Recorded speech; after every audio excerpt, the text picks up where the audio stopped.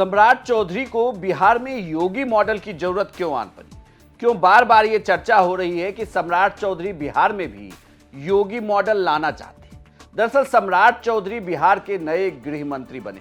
20 साल बाद नीतीश कुमार से यह विभाग बीजेपी के पास आया है और बीजेपी ने सम्राट चौधरी को यह विभाग दिया।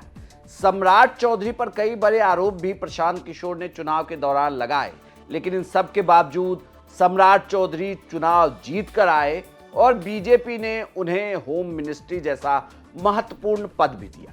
लेकिन क्या बिहार में योगी मॉडल की जरूरत है, यह भी समझना होगा।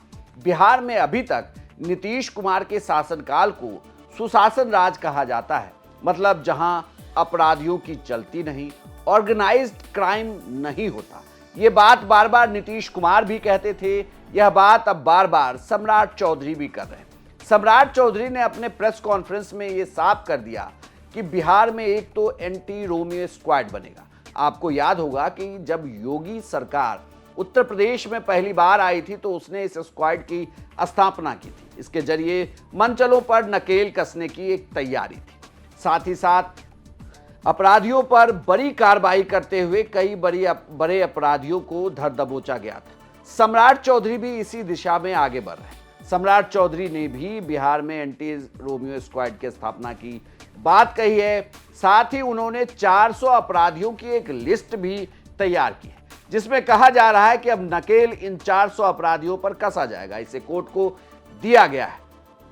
लेकिन इन सबके बावजूद ये भी है कि क्या इन दाव की सम्राट चौधरी को जरूरत है? मतलब जिस महत्वपूर्ण कदम को सम्राट चौधरी उठा रहे हैं, क्या ऐसी जरूरत है? दरअसल राजनीतिक जानकार ये कह रहे हैं कि बिहार में अब बीजेपी अपनी तैयारी कर रही है। बीजेपी इस तैयारी में जुटी है कि अगर नीतीश कुमार सत्ता से हटते हैं तो सुशासन राज फिर भी कायम रहे, और इसके लिए जरूरी है कि योगी मॉडल की बिहार में भी स्थापना हो, यानी कि सुशासन वाले योगी मॉडल की, जिसमें अधिकारी सख्ती से पेश आए तो कोई सवाल ना उठाए। हालांकि सम्राट चौधरी ने अपने प्रेस कॉन्फ्रेंस में जब बुलडोजर से कार्रवाई की बात की तो उन्होंने यह भी साफ कर दिया कि जो कुछ भी होगा वह कानून के दायरे में ही होगा।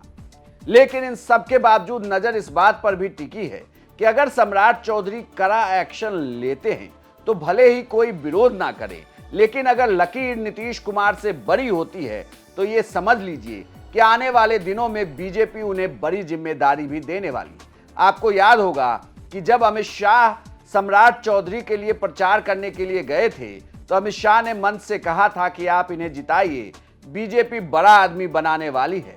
बीजेपी ने किया भी कुछ ऐसा ही कि उन्हें गृह मंत्री जैसा महत्वपूर्ण विभाग बिहार में दिया। अब उनके कंधे पर बिहार के लॉ एंड ऑर्डर की पूरी जिम्मेदारी है। अब ये देखना होगा कि वो योगी मॉडल के जरिए इसे सुधारते हैं या फिर नीतीश कुमार के मॉडल के जरिए इसे आगे बढ़ाते हैं, या फिर सम्राट चौधरी एक अपना अलग मॉडल लेकर आते हैं जिसमें थोड़ा नीतीश कुमार का भी मॉडल होगा और थोड़ा योगी आदित्यनाथ का यूपी मॉडल भी होगा। लेकिन पहले ही प्रेस कॉन्फ्रेंस में जो बातें सम्राट चौधरी ने कही हैं, वो बातें आने वाले दिनों में आपको बार बार दिखाई जरूर देंगी। की स्थापना की है और लगातार सुशासन को बढ़ाने का काम किया है।